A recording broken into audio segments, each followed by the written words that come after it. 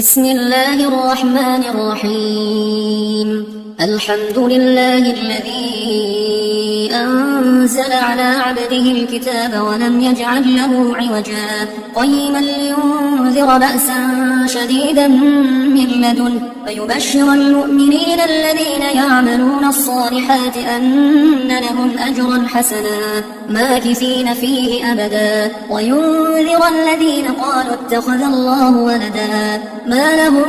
به من علم ولا لآبائهم كبرت كلمة تخرج من أفواههم إن يقولون إلا كذبا فلعلك باخع نفسك على آثارهم إن لم يؤمنوا بهذا الحديث أسفا إنا جعلنا ما على الأرض زينة لها لنبلوهم أيهم أحسن عملا وإنا لجاعلون ما عليها صعيدا جرزا أم حسبت أن أصحاب الكهف والرقيم كانوا من آياتنا عجبا إذ أوى الفتية إلى الكهف فقالوا ربنا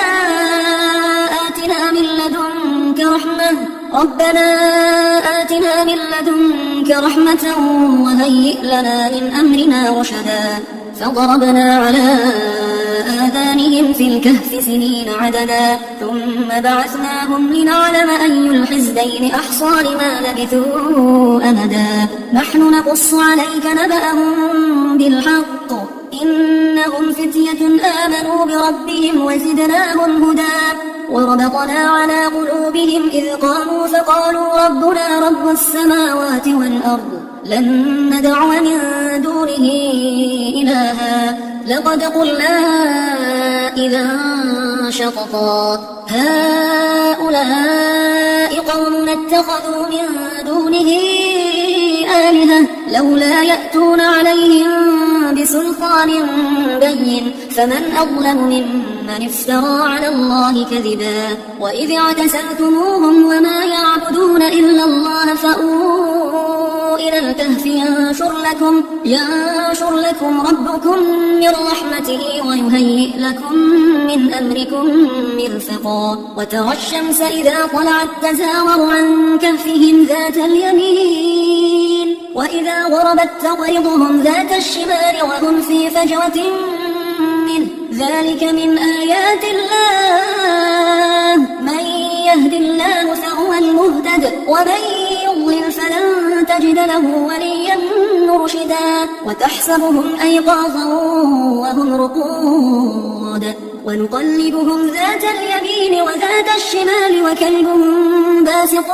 ذراعيه بالوصيد لو اطلعت عليهم لوليت منهم فرارا ولملئت منهم رعبا وكذلك بعثناهم ليتساءلوا بينهم قال قائل منهم كم لبثتم قالوا لبثنا يوما أو بعض يوم قالوا ربكم أعلم بما لبثتم فابعثوا أحدكم بورقكم هذه إلى المدينة فلينظر أيها أزكى طعاما فليأتكم برزق منه وليتلطف ولا يشعرن بكم أحدا إنهم إن يظهروا عليكم يرجموكم أو يعيدوكم في ملتهم ولن تصلحوا إذا أبدا وكذلك أعثرنا عليهم ليعلموا أن وعد الله حق وأن الساعة لا ريب فيها إذ يتنازعون بينهم أمرهم فقالوا بنوا عليهم بنيانا ربهم أعلم بهم قال الذين غلبوا على أمرهم لنتخذن عليهم مسجدا سيقولون ثلاثة رابعهم كلبهم ويقولون خمسة سادسهم كلبهم رجما بالغيب ويقولون سبعة وثامنهم كلبهم قل ربي أعلم بعدتهم ما يعلمهم إلا قليل فلا تمار فيهم إلا مراء ظاهرا ولا تستفت فيهم منهم أحدا ولا تقولن لشيء إني فاعل ذلك غدا إلا أن يشاء الله واذكر ربك إذا نسيت وقل عسى أن يهديني ربي لأقرب من هذا رشدا ولبثوا في كهفهم 300 سنين وازدادوا 9 قل الله أعلم بما لبثوا له غيب السماوات والأرض أبصر به وأسمع ما لهم من دونه من ولي ولا يشرك في حكمه أحدا واتل ما أوحي إليك من كتاب ربك لا مبدل لكلماته ولن تجد من دونه ملتحدا واصبر نفسك مع الذين يدعون ربهم بالغداة والعشي يريدون وجهه ولا تعد عيناك عنهم تريد زينة الحياة الدنيا ولا تطع من أغفلنا قلبه عن ذكرنا واتبع هواه وكان أمره فرطا وقل الحق من ربكم فمن شاء فليؤمن ومن شاء فليكفر إنا أعتدنا للظالمين نارا أحاط بهم سرادقها وإن يستغيثوا يغاثوا بماء كالمهل يشوي الوجوه بئس الشراب وساءت مرتفقا إن الذين آمنوا وعملوا الصالحات إنا لا نضيع أجر من أحسن عملا أولئك لهم جنات عدن تجري من تحتهم الأنهار يحلون فيها من أساور من ذهب ويلبسون ثيابا خضرا من سندس وإستبرق متكئين فيها على الأرائك نعم الثواب وحسنت مرتفقا واضرب لهم مثلا رجلين جعلنا لأحدهما جنتين من أعناب وحففناهما بنخل وجعلنا بينهما زرعا كلتا الجنتين آتت أكلها ولم تظلم منه شيئا وفجرنا خلالهما نهرا وكان له ثمر فقال لصاحبه وهو يحاوره أنا أكثر منك مالا وأعز نفرا ودخل جنته وهو ظالم لنفسه قال ما أظن أن تبيد هذه أبدا وما أظن الساعة قائمة ولئن رددت إلى ربي لأجدن خيرا منها منقلبا قال له صاحبه وهو يحاوره أكفرت بالذي خلقك من تراب ثم من نطفة ثم سواك رجلا لكن هو الله ربي ولا أشرك بربي أحدا ولولا إذ دخلت جنتك قلت ما شاء الله لا قوة إلا بالله إن ترني أنا أقل منك مالا وولدا فعسى ربي أن يؤتيني خيرا من جنتك ويرسل عليها حسبانا من السماء فتصبح صعيدا زلقا أو يصبح ماؤها غورا فلن تستطيع له طلبا وأحيط بثمره فأصبح يقلب كفيه على ما أنفق فيها وهي خاوية على عروشها ويقول يا ليتني لم أشرك بربي أحدا ولم تكن له فئة ينصرونه من دون الله وما كان منتصرا هنالك الولاية لله الحق هو خير ثوابا وخير عقبا واضرب لهم مثل الحياة الدنيا كماء أنزلناه من السماء فاختلط به نبات الأرض فأصبح هشيما تذروه الرياح وكان الله على كل شيء مقتدرا المال والبنون زينة الحياة الدنيا والباقيات الصالحات خير عند ربك ثوابا وخير أملا ويوم نسير الجبال وترى الأرض بارزة وحشرناهم فلم نغادر منهم أحدا وعرضوا على ربك صفا لقد جئتمونا كما خلقناكم أول مرة بل زعمتم أن لن نجعل لكم موعدا ووضع الكتاب فترى المجرمين مشفقين مما فيه ويقولون يا ويلتنا ما لهذا الكتاب لا يغادر صغيرة ولا كبيرة إلا أحصاها ووجدوا ما عملوا حاضرا ولا يظلم ربك أحدا وإذ قلنا للملائكة اسجدوا لآدم فسجدوا إلا إبليس كان من الجن ففسق عن أمر ربه أفتتخذونه وذريته أولياء من دوني وهم لكم عدو بئس للظالمين بدلا ما أشهدتهم خلق السماوات والأرض ولا خلق أنفسهم وما كنت متخذ المضلين عضدا ويوم يقول نادوا شركائي الذين زعمتم فدعوهم فلم يستجيبوا لهم وجعلنا بينهم موبقا ورأى المجرمون النار فظنوا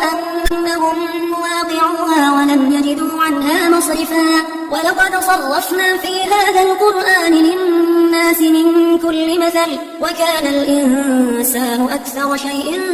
جدلا وما منع الناس أن يؤمنوا إذ جاءهم الهدى ويستغفروا ربهم إلا أن تأتيهم سنة الأولين أو يأتيهم العذاب قبلا وما نرسل المرسلين إلا مبشرين ومنذرين ويجادل الذين كفروا بالباطل ليدحضوا به الحق واتخذوا آياتي وما أنذروا هزوا ومن أظلم ممن ذكر بآيات ربه فأعرض عنها ونسي ما قدمت يداه إنا جعلنا على قلوبهم أكنة أن يفقهوه وفي آذانهم وقرا وإن تدعهم إلى الهدى فلن يهتدوا إذا أبدا وربك الغفور ذو الرحمة لو يؤاخذهم بما كسبوا لعجل لهم العذاب بل لهم موعد لن يجدوا من دونه موئلا وتلك القرى أهلكناهم لما ظلموا وجعلنا لمهلكهم موعدا وإذ قال موسى لفتاه لا أبرح حتى أبلغ مجمع البحرين أو أمضي حقبا فلما بلغ مجمع بينهما نسيا حوتهما فاتخذ سبيله في البحر سربا فلما جاوزا قال لفتاه آتنا غداءنا لقد لقينا من سفرنا هذا نصبا قال أرأيت إذ أوينا إلى الصخرة فإني نسيت الحوت وما أنسانيه إلا الشيطان أن أذكره واتخذ سبيله في البحر عجبا قال ذلك ما كنا نبغ فارتد على آثارهما قصصا فوجدا عبدا من عبادنا آتيناه رحمة من عندنا وعلمناه من لدنا علما قال له موسى هل أتبعك على أن تعلمني مما علمت رشدا قال إنك لن تستطيع معي صبرا وكيف تصبر على ما لم تحط به خبرا قال ستجدني إن شاء الله صابرا ولا أعصي لك أمرا قال فإن اتبعتني فلا تسألني عن شيء حتى أحدث لك منه ذكرا فانطلقا حتى إذا ركبا في السفينة خرقها قال أخرقتها لتغرق أهلها لقد جئت شيئا إمرا قال ألم أقل إنك لن تستطيع معي صبرا قال لا تؤاخذني بما نسيت ولا ترهقني من أمري عسرا فانطلقا حتى إذا لقيا غلاما فقتله قال أقتلت نفسا زكية بغير نفس لقد جئت شيئا نكرا. قال ألم أقل لك إنك لن تستطيع معي صبرا. قال إن سألتك عن شيء بعدما فلا تصاحبني قد بلغت من لدني عذرا. فانطلقا حتى إذا أتيا أهل قرية استطعما أهلها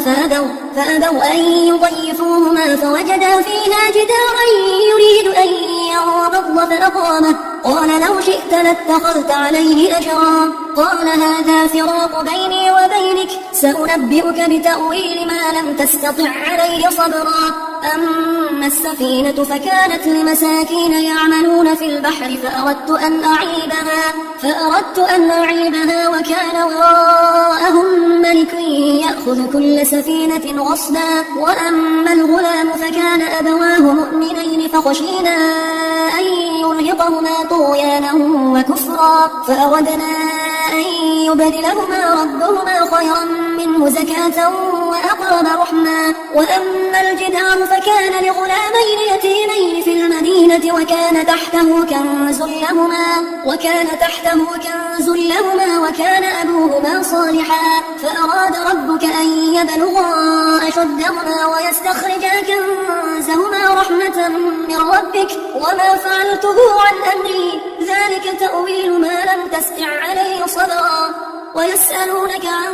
ذي القرنين قل سأتلو عليكم منه ذكرا. إنا مكنا له في الأرض وآتيناه من كل شيء سببا فأتبع سببا حتى إذا بلغ مغرب الشمس وجدها تغرب في عين حمئة ووجد عندها قوما. قلنا يا ذا القرنين إما أن تعذب وإما أن تتخذ فيهم حسنا. قال أما من ظلم فسوف نعذبه ثم يرد إلى ربه فيعذبه عذابا نكرا. وأما من آمن وعمل صالحا فله جزاء الحسنى وسنقول له من أمرنا يسرا. ثم أتبع سببا حتى إذا بلغ مطلع الشمس وجدها تطلع على قوم لم نجعل لهم من دونها سترا كذلك وقد أحطنا بما لديه خبرا. ثم أتبع سببا حتى إذا بلغ بين السدين وجد من دونهما قوما لا يكادون يفقهون قولا. قالوا يا ذا القرنين إن يأجوج ومأجوج مفسدون في الأرض فهل نجعل لك خرجا على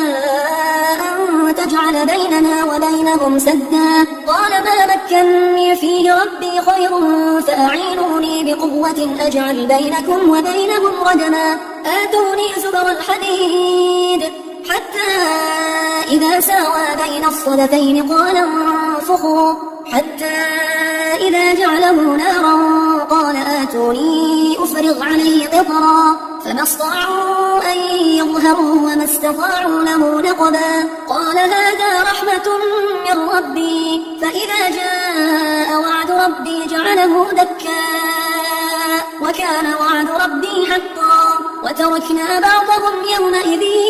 يموج في بعض ونفخ في الصور فجمعناهم جمعا وعرضنا جهنم يومئذ للكافرين عرضا. الذين كانت أعينهم في غطاء عن ذكري وكانوا لا يستطيعون سمعا. أفحسب الذين كفروا أن يتخذوا عبادي من دوني أولياء إنا أعتدنا جهنم للكافرين نزلا. قل هل ننبئكم بالأخسرين أعمالا الذين ضل سعيهم في الحياة الدنيا وهم يحسبون أنهم يحسنون صنعا. أولئك الذين كفروا بآيات ربهم ولقائه فحبطت أعمالهم فلا نقيم لهم يوم القيامة وزنا. ذلك جزاؤهم جهنم بما كفروا واتخذوا آياتي ورسلي هزوا. إن الذين آمنوا وعملوا الصالحات كانت لهم جنات الفردوس نزلا خالدين فيها لا يبغون عنها حولا قل لو كان البحر مدادا لكلمات ربي لنفد البحر قبل أن تنفد كلمات ربي ولو جئنا بمثله مددا قل إنما أنا بشر مثلكم يوحى إلي أنما إلهكم إله واحد فمن كان يرجو لقاء ربه فليعمل عملا صالحا ولا يشرك بعبادة ربه أحدا.